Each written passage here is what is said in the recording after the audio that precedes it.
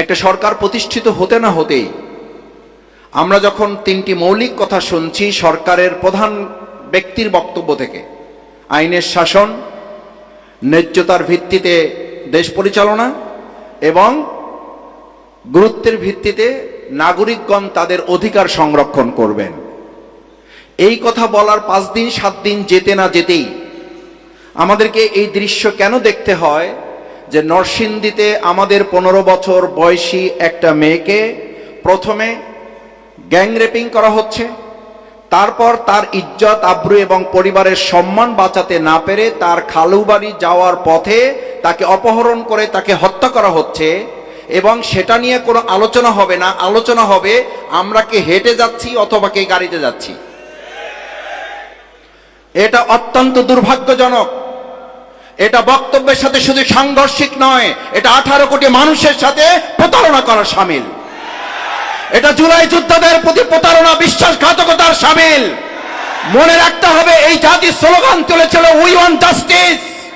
যদি সেই ন্যায়পরায়ণতা থেকে বিরোধী দল কিংবা সরকার কেউ ভুলে যায়, তাহলে ওই জুলাই যোদ্ধা যারা একটা গুলি করলে একটা সরে, বাকিগুলো সরে না, তারা বেঁচে আছে, আবার 5ই আগস্টের জন্য রাস্তায় তারা নেমে আসবে। আমাদের মনে করার কোনো কারণ নাই 5ই আগস্ট হেলিকপ্টারে সবাই চলে গেছে। 5ই আগস্ট হেলিকপ্টারে যারা গেছে, যারা তাদেরকে যেতে বাধ্য করেছে, তারা এখনো এই বাংলাদেশে বেঁচে আছে। তারা কে হেঁটে গেছে অফিসে আর কে গাড়িতে গেছে এইটা দেখার জন্য নতুন বাংলাদেশ গড়ে তোলে নাই।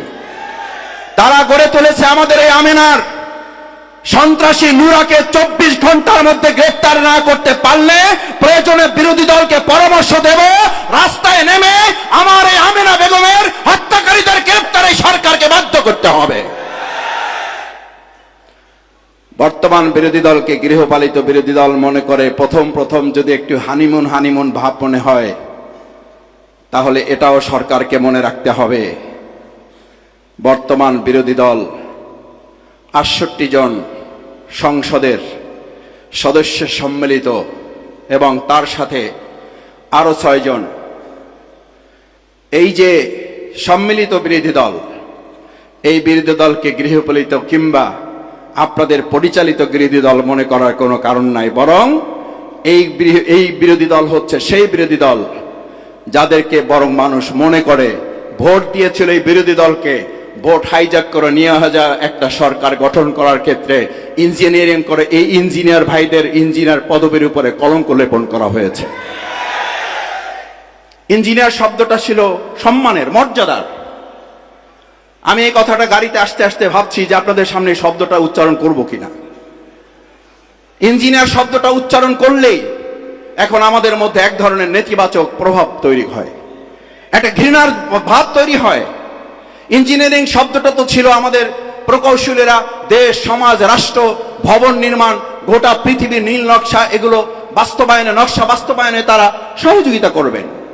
কিন্তু আমরা 2026 সালের 12ই ফেব্রুয়ারি দুপুরের পর, বিকালের পর, এমনকি সন্ধ্যা পর্যন্ত মানুষ ভোট যাদেরকে দিয়েছে 4:30 পর্যন্ত, সেই 4:30টার ভোট আমরা দেখলাম যে একটা শব্দ ব্যবহার করা হয়েছে। কি শব্দ?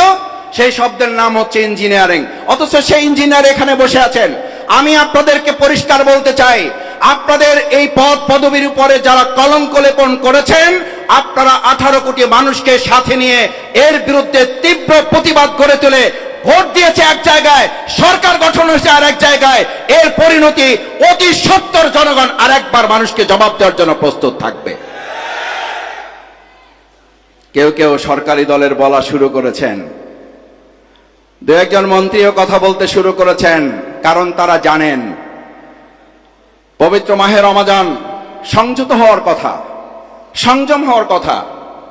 আমরা আগের সেই 17 বছর যে বক্তব্য শুনতাম, যদি আপনারা বেগুন না পান তাহলে মিষ্টি কুমড়া খান, যদি আপনারা এটা না পান তাহলে ওটা করেন।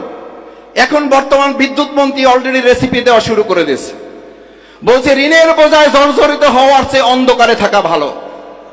আমরা ধিক্কার জানাই, অন্ধকারে থাকার জন্যই দেশ 2024-এর 5ই আগস্ট আরেকবার স্বাধীন হয় নাই। যদি না পারেন দায়িত্ব ছেড়ে দেন, আমরা আলোকিত বাংলাদেশ করার জন্য সিদ্ধান্ত নিতে চাই। আপনারা লুটতরাজ করবেন, বেগম পাড়ায় আপনারা কানাডায় ঘরবাড়ি করে তুলবেন, সুযোগ সুবিধা ভোগ করবেন, আন্দোলন সংগ্রামে আপনাদের নামে একটা মামলা হবে না, আপনারা জেলখানায় যাবেন না, কোন একটা রাষ্ট্রের প্রেসক্রিপশনে আপনারা মন্ত্রী হবেন, বাংলাদেশের মানুষকে অন্ধকারে রাখবেন, সেই বাংলাদেশ আর কল্পনা করার সুযোগ আপনাদের হাতে নাই। আমার ভাইয়েরা, নেতৃবৃন্দ বক্তব্য রাখবেন, শেষ করতে চাই।